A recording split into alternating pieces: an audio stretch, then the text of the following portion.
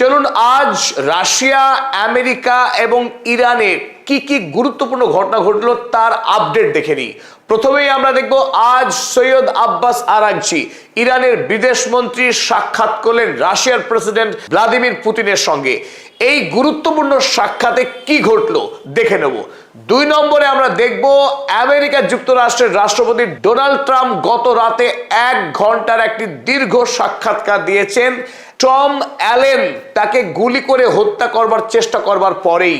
আর সেই সাক্ষাৎকারে উঠে এসেছে টম অ্যালেনের চিঠি। কি কারণে টম অ্যালেন ডোনাল্ড ট্রাম্পকে খুন করতে চেয়েছিলেন সেই কথা টম অ্যালেন নিজেই লিখেছেন চিঠিতে। দেখব সেই খবর। 3 নম্বর গুরুত্বপূর্ণ খবর, এই প্রথম চীন আমেরিকা এতদিন পর্যন্ত গবেষণা ক্ষেত্রে সবচাইতে বেশি পরিমাণ টাকা বিনিয়োগ করে আসছিল, এবার চীন সেই রেকর্ড ভেঙে দিল। 4 নম্বর গুরুত্বপূর্ণ আপডেট আমরা দেখে নেব ইরান যুদ্ধ নিয়ে। ইরান আমেরিকাকে অতীতের সব রেকর্ড ভেঙে দিয়ে তার কাছে থাকা মানধাতার আমলের যুদ্ধ বিমান দিয়ে কিভাবে মার্কিন সেনা ছাউনিতে আক্রমণ করেছিল তার রেকর্ড। সকলকে স্বাগত জানাচ্ছি, আপনাদের বন্ধু আমি অধ্যাপক আব্দুল হালিম। চলুন শুরু করা যাক। প্রথম গুরুত্বপূর্ণ আপডেট, রাশিয়ার প্রেসিডেন্ট ভ্লাদিমির পুতিনের সঙ্গে আজ ব্যক্তিগত বৈঠক সেরে নিলেন ইরানের বিদেশ মন্ত্রী সৈয়দ আব্বাস আরাগচি। তারা দুজন যখন মিট করেন আপনারা দেখতে পাচ্ছেন কিভাবে ভ্লাদিমির পুতিন উষ্ণ অভ্যর্থনা জানাচ্ছেন ইরানের বিদেশ মন্ত্রীকে। আর এখান থেকে বোঝা যাচ্ছে দুটি দেশের মধ্যে বন্ধুত্ব এবং বোঝাপড়া কত গভীর। যাক, আমরা কথায় আসি। আজ সৈয়দ আব্বাস আরাগচি ভ্লাদিমির পুতিনের হাতে তুলে দিয়েছেন ইরানের 3 পর্যায়ের যে শান্তি প্রস্তাব। আমেরিকার সঙ্গে ইরান কিভাবে শান্তি চুক্তি করতে চাইছেন, ইরানের অবস্থান কি, সেই বিষয়ে সবিস্তার কথা হয়েছে ভ্লাদিমির পুতিনের সঙ্গে। আর ভ্লাদিমির পুতিন আব্বাস আরাগচিকে আশ্বস্ত করেছে এই বলে ইরানকে সব রকম সাহায্য করতে প্রস্তুত, সমগ্র মধ্যপ্রাচ্যের স্বার্থে কাজ করবে রাশিয়া, একথা জানিয়েছেন। এবং আমেরিকা এবং ইরান তারা যে শান্তি চুক্তি সম্পাদন করবে আগামীতে, সেই শান্তি চুক্তির গ্যারান্টার হিসেবে রাশিয়া দায়িত্ব নিতে চেয়েছে। আগামী দিনে আমেরিকা ইরানের উপর যাতে আক্রমণ না করে শান্তি চুক্তির পর, সেই গ্যারান্টার হতে চাইছেন খোদ ভ্লাদিমির পুতিন। এবার চলুন আমরা দেখে নিই 3 দফা প্রস্তাব ইরান যেটা প্রথমবারের মতো উপস্থাপন করলেন, সেই 3 দফা প্রস্তাব কি এবং কিভাবে ইরান শান্তি চুক্তি সম্পাদন করতে চাইছেন আমেরিকার সঙ্গে, যদি আমেরিকা রাজি হয়। ইতিপূর্বে আপনারা দেখেছেন ইরানের 10 দফা শান্তি প্রস্তাব। চলুন এবার আমরা দেখে নিই এই 3 পর্যায়ের শান্তি প্রস্তাবে ঠিক কি রয়েছে। প্রথম পর্যায়ে ইরানের পক্ষে যে দাবি জানানো হয়েছে, complete end of the war and guarantees to prevent its resumption against Iran and Lebanon। America এবং ইসরায়েলের পক্ষে ইরান এবং লেবাননে যে যুদ্ধ চালানো হচ্ছে সেই যুদ্ধ সম্পূর্ণরূপে থামাতে হবে এবং এও গ্যারান্টি দিতে হবে আগামীতে ইসরায়েল এবং আমেরিকা তারা ইরান কিংবা লেবাননে নতুন করে যুদ্ধ শুরু করবে না। যদি এই প্রথম পর্যায়ের দাবি আমেরিকা সম্পূর্ণরূপে পালন করতে সক্ষম হয়, তাহলে আলোচনা দ্বিতীয় পর্যায়ে উন্নীত হবে। দ্বিতীয় পর্যায়ে দাবি করা হয়েছে, the second stage would see the parties discuss the management and administration of the critical marine choke point Strait of Hormuz। এই দ্বিতীয় পর্যায়ে ইরান কিভাবে টোল সংগ্রহ করবে, কত পরিমাণ টোল সংগ্রহ করবে, আর ওমানের সঙ্গে তার পার্টনারশিপ কেমন হবে ইত্যাদি বিষয়ে ইরান আমেরিকার সঙ্গে কথা বলবে এই পর্যায়ে। এবং স্ট্রেট অফ হরমুজের উপরে আমেরিকাকে ইরানের কর্তৃত্বকে সম্পূর্ণরূপে বৈধতা দিতে হবে, মান্যতা দিতে হবে। আর যদি আমেরিকা দ্বিতীয় পর্বের এই আলোচনায় সন্তুষ্ট হয় বা মেনে নেয়, তারপরেই তৃতীয় পর্যায়ে যেটা most critical part of the discussion সেটা শুরু হতে পারে।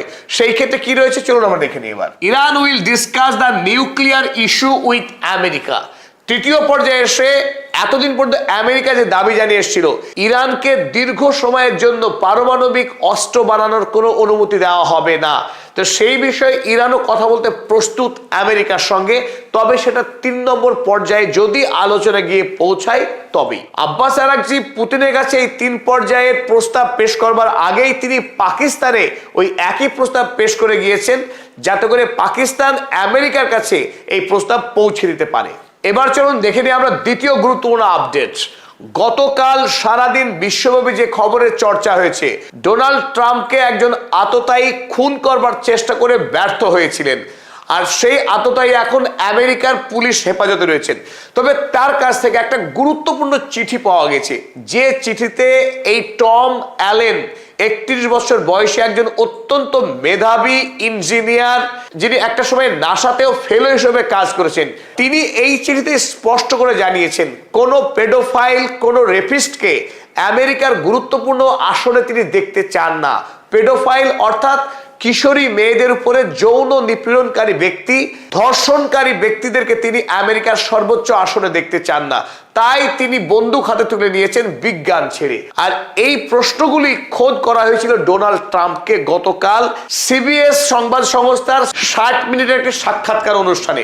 সরাসরি সঞ্চালিকা জিজ্ঞাসা করেছিলেন ডোনাল্ড ট্রাম্পকে, তিনি কি নিজেকে পেডোফাইল মনে করেন, তিনি কি নিজেকে রেপিস্ট মনে করেন, তিনি কি নিজেকে রাজা মনে করেন। একটার পর একটা বাউন্সার ধেয়ে আসে ডোনাল্ড ট্রাম্পের দিকে। স্পষ্টতই গভীর অস্বস্তিতে পড়ে যান ডোনাল্ড ট্রাম্প এবং তিনি বলতে বাধ্য হন, I am not a pedophile, অর্থাৎ আমি কোনো কিশোরী মেয়ের যৌন সর্বনাশ করিনি। You read that crap from some sick person. Donald Trump Tom অ্যালেনকে, যিনি বন্দুক হাতে খুন করতে গিয়েছিলেন, তাকে অসুস্থ ব্যক্তি বলে অভিযোগ করেন। তিনি এও বলেন যে I am not rapist, I did not rape anybody, যে আমি ধর্ষণকারী নই। আমেরিকার রাষ্ট্রপতিকে বলতে হচ্ছে সাংবাদিক সম্মেলনে যে তিনি ধোয়া তুলসী পাতা, তিনি ধর্ষণকারী নন। আর সেই মুহূর্তেই সঞ্চালিকা অভিযোগ করেন যে তার সঙ্গে এপস্টিনের একাধিক ফটো রয়েছে, এপস্টিন ফাইলের অসংখ্য জায়গায় তার নাম উল্লেখ আছে। তাতেও তিনি স্পষ্টতই বিব্রত হন এবং সেই সাক্ষাৎকারকে তড়িঘড়ি সমাপ্ত করতে বলেন। আর এতেই আজ সারাদিন এক্স হ্যান্ডেলে 6 লাফ হয়ে যায় সেই সাক্ষাৎকারের মুহূর্তগুলো। ডোনাল্ড ট্রাম্পের চরিত্র যাই হোক, অন্তত আমেরিকার সাংবাদিকদের রাজার সামনে দাঁড়িয়ে রাজা তোর কাপড় কোথায় এই কথা জিজ্ঞাসা করার সাহস আছে, আর এই সাহসকে কুর্নিশ না জানিয়ে পারা যায় না। চলুন এবার আমরা চীনে ফিরে আসি। বিশ্বকে চমকে দেওয়ার মতো অসংখ্য সম্ভার রয়েছে চীনের কাছে। গতকাল চীন একটি পরিসংখ্যান প্রকাশ করেছে, যে পরিসংখ্যানে স্পষ্ট দেখা গেল China has officially surpassed the United States in overall research and development spending. চীন এখন ধারাবাহিকভাবে বিভিন্ন ক্ষেত্রে আমেরিকাকে হারিয়ে দিয়ে সামনে এগিয়ে চলেছে। এবার বিজ্ঞান এবং গবেষণার ক্ষেত্রে যে বিনিয়োগ, সেই বিনিয়োগেও প্রথমবারের মতো আমেরিকাকে হারিয়ে দিল চীন।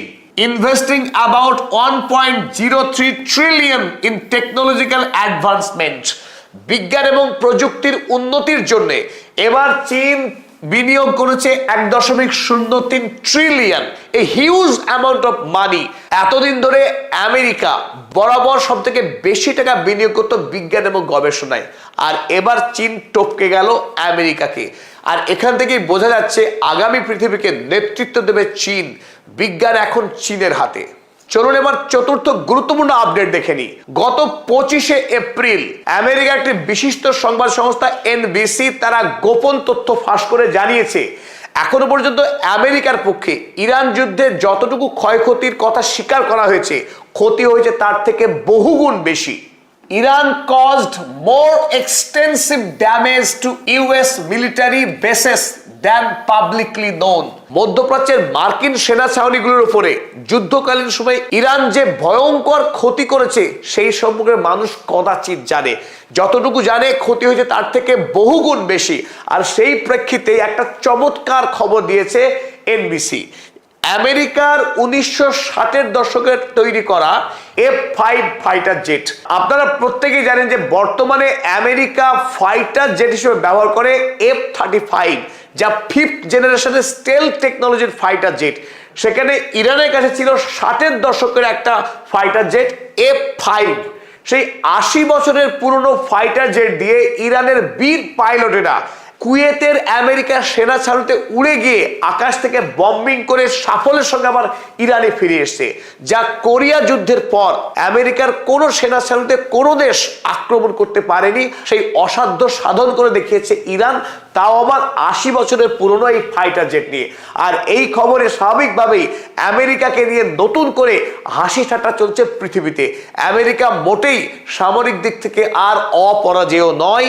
ইরান অ্যাসিমেট্রিক যুদ্ধ চালিয়ে আমেরিকার কালঘাম ছুটিয়ে দিয়েছে এবং সমগ্র মধ্যপ্রাচ্যে ইতিমধ্যেই প্রায় $1 ট্রিলিয়ন ক্ষয়ক্ষতি হয়েছে আমেরিকা যুক্তরাষ্ট্রের এই ইরান যুদ্ধে। সকলকে অসংখ্য ধন্যবাদ পদাতিক পরিবারের সঙ্গে থাকার জন্য। এখনো পর্যন্ত যারা পদাতিক চ্যানেল সাবস্ক্রাইব করেনি তাদেরকে আরো একবার অনুরোধ, সাবস্ক্রাইব করুন সারা বিশ্বের খবরাখবর পেতে।